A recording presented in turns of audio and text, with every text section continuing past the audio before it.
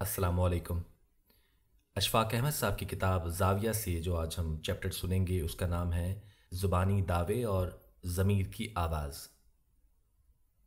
بڑا اچھا موسم ہے اور بڑے اچھے دن ہیں، لیکن خوشی دلوں کے اندر ناشتی ہے اور چہروں پر رقص کرتی ہے، وہ عام لوگوں میں منقود ہے۔ پتہ نہیں اس کی کیا وجہ ہے، کسی سیانے سے پوچھیں تو وہ بھی اس کی وجہ بیان نہیں کر سکتا۔ کسی اکانومسٹ سے دریافت کریں تو وہ اپنی تمام علمیت کے باوجود یہ نہیں بتا سکتا کہ ایسا کیوں ہوتا ہے۔ ہماری انسانوں کی بھری پوری دنیا میں ایسا کیوں ہو رہا ہے کہ وہ سب کچھ ہوتے ہوئے بھی مغموم، ملول اور پریشان اور دردمند رہتا ہے۔ لیکن میں سمجھتا ہوں کہ یہ دن بھی کچھ سکھانے کے لیے ہوتے ہیں، اور جب آدمی سیکھ جاتا ہے تو وہ بہت کچھ حاصل کر لیتا ہے، اور چھوٹی چھوٹی باتوں سے بہت بڑی باتیں آپ کے سامنے آ جاتی ہیں، بشرط یہ کہ آپ غور کریں۔ رمضان شریف سے پہلے کا ذکر ہے، میں اپنے گھر میں بالکل اکیلا تھا۔ ایک عجیب و غریب آواز سنی جو اس سے پہلے کبھی سنائی نہیں دی تھی۔ وہ آواز کچھ کچھ پرندے کی لگتی تھی، اور کچھ کچھ مشین کی لگتی تھی، اور کچھ کسی سیارے کے اوپر سے آنے کی سی آواز، ککو ککو۔ میں پریشان ہوا، میں نے اٹھ کر صحن کا چکر لگایا۔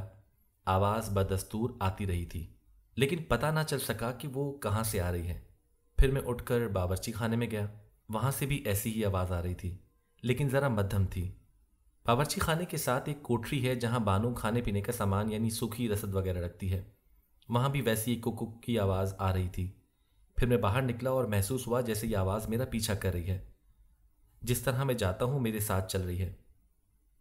میں خاصا پریشان ہوا، اور اس عمر میں آدمی چھوٹی چھوٹی باتوں سے زیادہ پریشان ہو جاتا ہے۔ اتفاق سے میرا بیٹا جو اپنی فائل بھول گیا تھا دفتر سے گھر آیا، تو میں نے کہا یار دیکھو یہ عجیب سی آواز آ رہی ہے، اور پھر رک جاتی ہے، اور وہ بڑی دیر تک نہیں آتی۔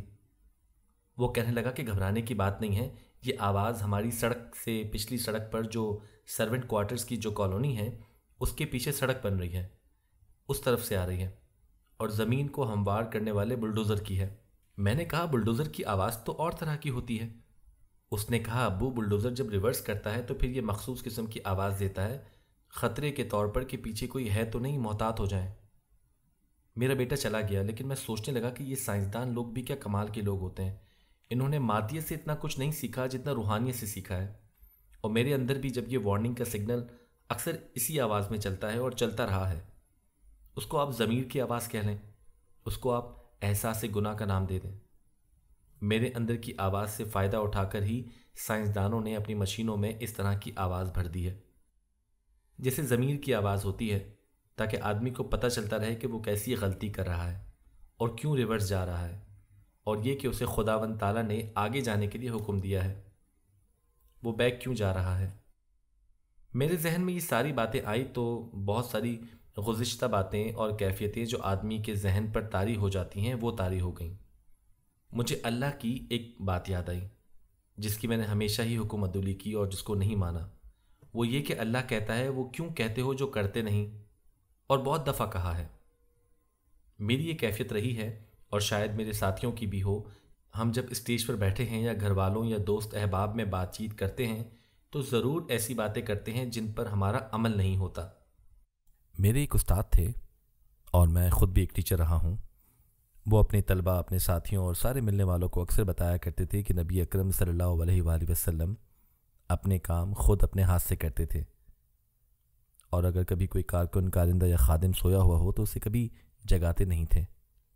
لیکن میں تو اکثر یہ پوچھتا ہوں کہ بھائی وہ بشیرہ کہاں ہے؟ پتہ چلا کہ سویا ہوا ہے، تو کہتا ہوں اسے جگاؤ اور اسے بولو کہ میرے لیے چائے کی ایک پیالی بنائے۔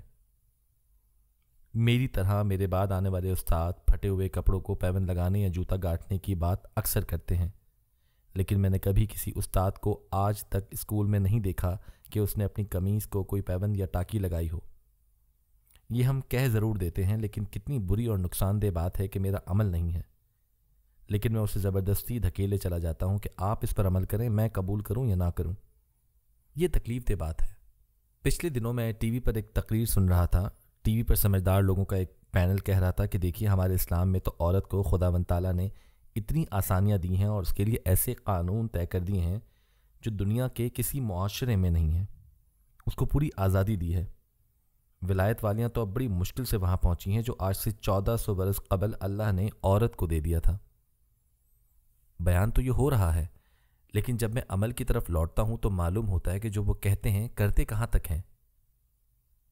میرے ایک عزیز چچا زاد بھائی، وہ بڑے نیک مولوی آدمی ہیں اور ہمیں اچھی نصیحتیں کرتے ہیں۔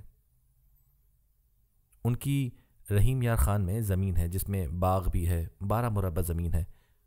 وہ ایک بھائی اور بہن ہیں۔ ان کے ابا جی حیات تھے تو وہ سب کام سنبھالتے تھے۔ جب وہ فوت ہو گئے تو بڑی سیدھی سی تقسیم تھی کہ 8 مربع بھائی کے اور 4 مربع بہن کے۔ اللہ اللہ خیر صلی اللہ، اس میں کوئی باریکی بھی نہیں تھی۔ تو وہ بھائی صاحب جو بار بار یہ کہتے تھے کہ اللہ نے طے کر دیا ہے انہیں 4 مربع زمین دینے پڑے، ایک مربع کی آمدنی تقریباً 4 لاکھ روپے سالانہ تھی اور 16 لاکھ روپے سالانہ بہن کو جانے لگا، تو ان کے قدم لڑکھڑا گئے۔ وہ خدا اور رسول کے فرمان بتاتے تو بڑے تھے لیکن عمل نہیں تھا۔ میں نے کہا یار تو تو ہمیں سمجھایا کرتا تھا، اس لیے آپا کا جو حصہ بنتا ہے اسے دے دو۔ کہنے لگا نہیں، میں ظالم نہیں ہوں، سنگ دل نہیں ہوں، میں بڑی احتیاط اور سنبھال کے ساتھ اس کے مربع کا انتظام بھی کرتا ہوں۔ میں نے کہا تو دفع کر، ایسا نہ کر، اس کا خاوند جانے وہ جانے۔ کہنے لگا نہیں، میں اس کی بہتر مدد کر سکتا ہوں اور اس میں اس کا خرچ چلانے کے لیے گزارے کے طور پر 2000 روپے ماہانہ دے رہا ہوں۔ دیکھیے جب یہ سب کچھ ہو گیا تو میں نے ایک روز اپنے اس بھائی کو دیکھا۔ خواتین و حضرات، لاہور میں ایک جگہ ہے شاہ جمال کالونی، وہاں پر سڑک کے کنارے ایک چڑی مار بیٹھا تھا۔ یہ طوطے چڑیاں پکڑ کر بیچنے والے ہوتے ہیں۔ وہاں میرا وہی بھائی کھڑا تھا اور اس نے چڑی مار سے کہا 100 چڑیاں اور چھوڑ دے اور بتا کتنے کی آتی ہیں۔ اس نے کہا کہ 5 روپے کی ایک چڑی ہے۔ میرے بھائی نے کہا کہ یہ لو 500 روپے۔ چڑی مار نے جنگلے کے دروازہ کھول دیا اور چڑیاں پھر پھر پھر پھر اڑنے لگیں۔ میں گاڑی میں بیٹھا یہ سب کچھ دیکھ رہا تھا۔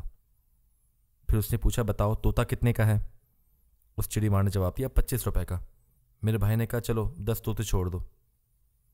یہ پیسے دے کر میرا بھائی سمجھا کہ اللہ کے حکم پر اس نے عمل کر لیا ہے، اور جو لوگ وہاں کھڑے تھے وہ سب کہہ رہے تھے کہ کتنا نیک دل آدمی ہے، جو جانوروں پر اس قدر رحم کرتا ہے تو بندوں پر کیوں نہیں کرتا ہوگا۔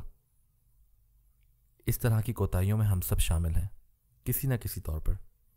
میں زور لگاتا ہوں اور کوشش کرتا ہوں کہ یا اللہ ایسی کوئی بات منہ سے نہ نکلے، لیکن یہ کیسے ہو سکتا ہے؟ جو بندہ محفل میں بیٹھا ہے وہ معتبری بنانے کے لیے چاہے گا کہ اس کی واہ واہ ہو، رہا اس کا عمل تو اسے کون دیکھنے آتا ہے۔ اس طرح آدمی کو بڑی مشکل ہو جاتی ہے۔ میں نے شاید آپ کو پہلے بھی یہ قصہ سنایا تھا کہ ہمارے اسکول میں 2 لڑکے آپس میں لڑ پڑے۔ پرنسپل نے انہیں اسکول سے نکال دیا۔ دونوں لڑکوں کے والدین میرے پاس آ گئے اور کہا کہ آپ صاحب عقل ہیں، پرنسپل صاحب کو منائیے۔ میں پرنسپل کے پاس گیا۔ انہوں نے کہا کہ میں یہ بات تسلیم کرنے کے لیے ہرگز تیار نہیں اور انہیں اسکول سے نکال دیا، اور سختی سے نکالا کہ وہ لڑکے کسی اور اسکول میں داخلہ ہی نہیں لے سکتے تھے، یعنی ان کا کیریئر ہی تباہ کر دیا۔ ہوا یہ تھا کہ صبح پریئر کے وقت ایک نے دوسرے کو دھکا دیا اور وہ آپس میں لڑ پڑے۔ بس اتنی بات تھی۔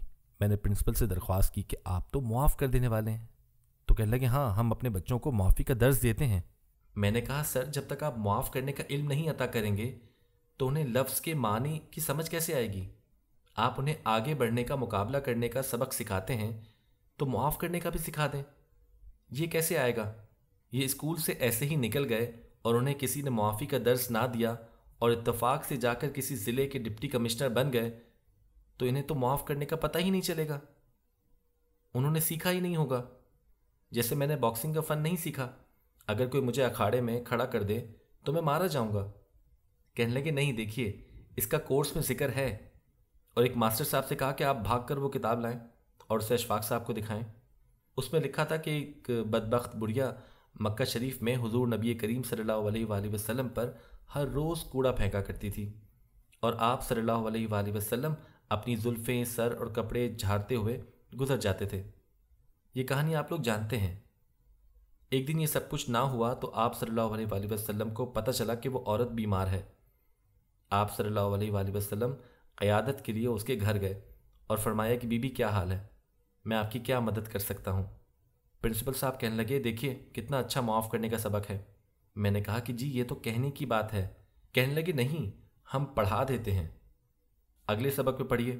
جب حضور نبی کریم صلی اللہ علیہ وآلہ وسلم طائف میں تشریف لے گئے تھے، وہاں پر شریر نوجوان پیچھے پڑ گئے اور آپ صلی اللہ علیہ وآلہ وسلم کو تکالیف دیں تو نبی پاک صلی اللہ علیہ وآلہ وسلم نے دعا دی کہ اے اللہ، یہ لوگ جانتے نہیں۔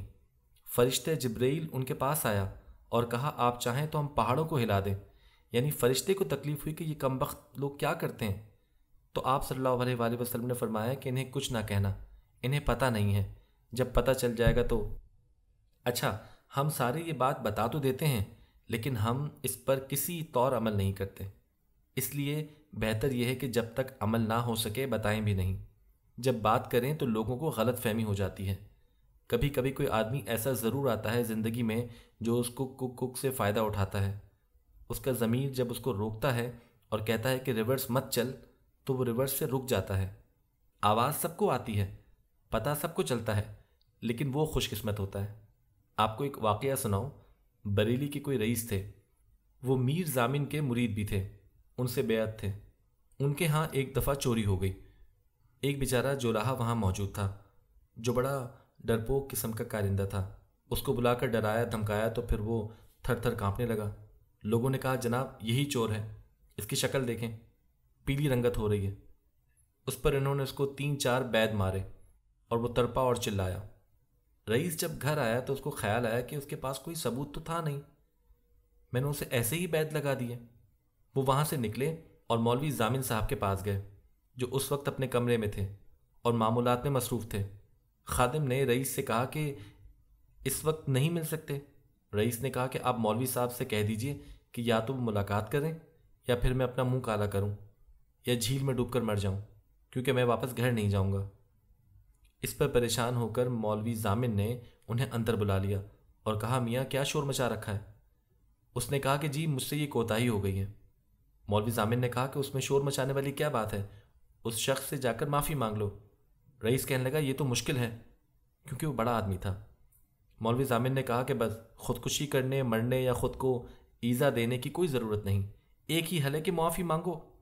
وہ واپس آیا، گاؤں کے لوگوں کو اکٹھا کیا اور جولاہے کو بھی بلایا۔ وہ بیچارہ پھر ڈرا کہ سردار نے پھر بلایا ہے۔ رئیس نے کہا کہ یا تو مجھے اتنے بید مارو، نہیں تو میں تجھے اس گاؤں سے جانے نہیں دوں گا، تیرا خاندان مار دوں گا۔ وہ کہنے لگا خواہ مجھے آپ جان سے مار دیں، آپ رئیس ہیں اور آپ ہمارے سردار ہیں، میں آپ کو بید کیسے مار سکتا ہوں؟ رئیس نے کہا کہ نہیں، یہ تو تجھے مارنے پڑیں گے۔ وہاں جھگڑا ہو گیا۔ لوگوں نے کہا حضور یہ بیچارہ غریب آدمی ہے اور آپ سے خوف زدہ ہے، یہ اتنا بڑا قدم کیسے اٹھا سکتا ہے؟ آپ معافی مانگ لیں کافی ہیں۔ وہ رئیس گھٹنوں کے بل جھک کر جولاہے کے سامنے کھڑا ہو گیا اور کہا کہ مجھ سے کوتاہی ہو گئی۔ اس پر جولاہے نے کہا کہ جی میں نے آپ کو معاف کیا۔ جب رئیس گھر پر آئے تو پھر بھی اس کا دل مطمئن نہ ہوا کہ پتہ نہیں معافی ملی ہے یا نہیں، مجھ سے بڑی کوتاہی ہو گئی۔ گویا رئیس کے اندر بلڈوزر کی کک کک کک چلی آ رہی تھی اور وہ اس کا سامنا نہیں کر سکتے تھے۔ پھر رئیس نے جولاہے کو بتائے بغیر اپنے آپ کو اس کے گھر کا ایک خادم بنا لیا۔ صبح اٹھتے تو بگھی لے جاتے اور اس کے گھر سے کہتے کہ بازار سے جو سودا منگوانا ہے مجھے بتا دیں۔ بیبیوں کے مزے ہو گئے۔ وہ 2 سیر چینی، سیر آٹا، پیاز اور مولیاں وغیرہ سب کچھ منڈی سے خرید کر انہیں لا دیتے۔ جب تک زندہ رہے وہ ایک خادم کی حیثیت سے اس گھرانے کا کام کرتے رہے۔ یہ تو خوش قسمت لوگوں کی کہانی ہے کہ انہوں نے جو کہا اس پر عمل بھی کیا، کیونکہ مجھ سے یہ ہوتا نہیں ہے اور میں بھی کافی کوشش کرتا ہوں۔ اسلام کی برتری کا تذکرہ کرتے ہوئے ان بڑے لوگوں کی مثالیں ہم دیتے ہیں کہ جن کے قریب تک پہنچنے کا ہم میں یارہ نہیں ہوتا، ہمت نہیں ہوتی، اور انہیں ہم کسی بھی صورت تقابل میں نہیں لا سکتے۔ جب اللہ یہ کہتا ہے اور وضاحت سے کہتا ہے تم کیوں ایسا کہتے ہو جو کرتے نہیں ہو، یہ بڑی غور طلب بات ہے۔ اس میں یقیناً تھوڑی سی بے رونقی ضرور آئے گی، لیکن جس بات کا میں نے پہلے تذکرہ کیا کہ دلوں کے اندر خوشی کا سامان ضرور مل جائے گا جیسے اس رئیس کے اندر ہوا۔ میں جو سمجھ سکتا ہوں کہ ہماری معاشرتی کمزوری ہے کہ ہم لوگ سارے کے سارے اعلیٰ درجے کی مثالیں دے کر اسے اپنی زندگی کے اوپر حاوی نہیں کرتے۔ حضرت عمر بن عبدالعزیز رضی اللہ تعالیٰ عنہ رات کو اپنے دفتر کا حساب کر رہے تھے۔ دیا روشن تھا، دوست باتیں کرنے لگا تو آپ نے پھونک مار کے دیا گل کر دیا اور کہا کہ یہ قوم کا تیل تھا جس سے یہ جل رہا تھا، ہم آپس میں ذاتی باتیں کر رہے تھے، اس لیے یہ دیا نہیں جلے گا، اندھیرے میں بات کرو۔ ہم یہ بات جب کہتے ہیں تو سننے والا بھی بیچارہ اور ہم خود بھی یہ سمجھنے لگتے ہیں کہ شاید ہم بھی اسی رنگ میں ہیں، حالانکہ ہم قومی یا سرکاری سرمایہ کو بلا دریغ جو استعمال کرنے میں ہرگز کوئی برائی نہیں سمجھتے۔ اس دن کی ریورس کی کک کک کک میرے اندر بڑی شدت سے چلی آ رہی تھی، گو میں بھی اس کک پر ویسے ہی قابو نہیں پا سکا جیسے میر ضامن علی صاحب کے مرید رئیس نے پایا تھا۔ میں آپ کو دعا دیتا ہوں کہ اللہ آپ کو آسانیاں عطا فرمائے اور آسانیاں تقسیم کرنے کا شرف عطا فرمائے۔ اللہ حافظ۔